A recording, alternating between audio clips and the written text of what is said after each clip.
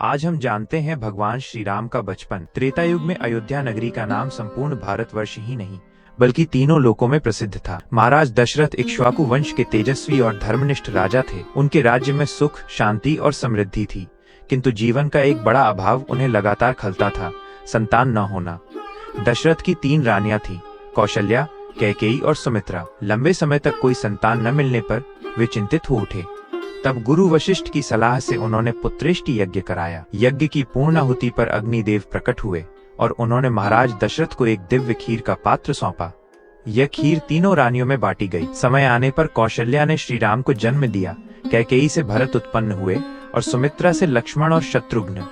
उस दिन अयोध्या नगरी में हर्ष की लहर दौड़ गई। नगर वासियों ने दीप जलाए, गीत गाए और देवताओं ने आकाश से पुष्प वृष्टि की। राम का जन्म केवल दशरथ के लिए ही नहीं बल्कि समस्त सृष्टि के लिए आनंद और धर्म की पुनः स्थापना का प्रतीक था। बाल्यकाल में राम अत्यंत शांत और सौम्य स्वभाव के थे। वे अन्य बच्चों की तरह शोर शराबा नहीं करते थे, बल्कि उनकी मुस्कान से ही वातावरण आनंदित हो उठता था। माता कौशल्या उन्हें बार बार गोद में उठाती और अपनी गोद में झुलाकर स्तुति करती। राम के मुखमंडल पर सदैव एक दिव्य आभा रहती थी। उनके शिशु रूप का दर्शन करने भर से ही लोगों के मन में भक्ति और स्नेह जाग उठता। ज्यों-ज्यों वे बड़े हुए, उनकी बाल लीलाएं सभी को मोहित करने लगी। अपने भाइयों भरत, लक्ष्मण और शत्रुघ्न के साथ वे उपवनों और अयोध्या की गलियों में खेलते, किंतु उनके खेल भी अनुशासन और मर्यादा से भरे रहते।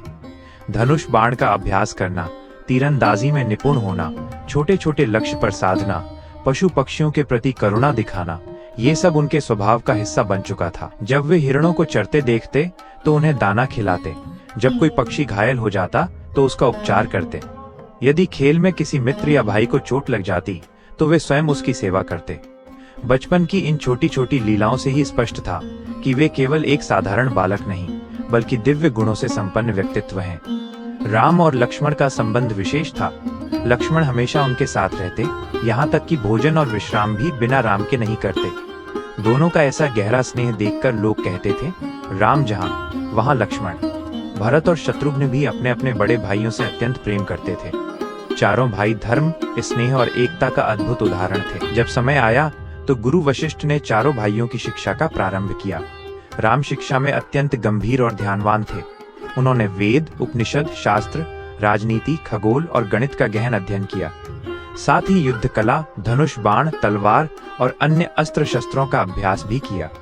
वे सदैव गुरुजनों का आदर करते, उनके आदेश का पालन करते और ज्ञान अर्जन में आगे रहते। केवल विद्या ही नहीं बल्कि संस्कार और शील में भी वे सबसे श्रेष्ठ थे। हमारे श्री राम जी का ये जीवन हमें सिखाता है कि संयम, स्नेह, करुणा, भाईचारा और ज्ञान माइनस ये 5 गुण हर इंसान को महान बना सकते हैं। अगर आपको ये कहानी अच्छी लगी हो तो कमेंट में जय श्री राम लिखकर जरूर बताइए और इस चैनल को सब्सक्राइब करना मत भूलिए।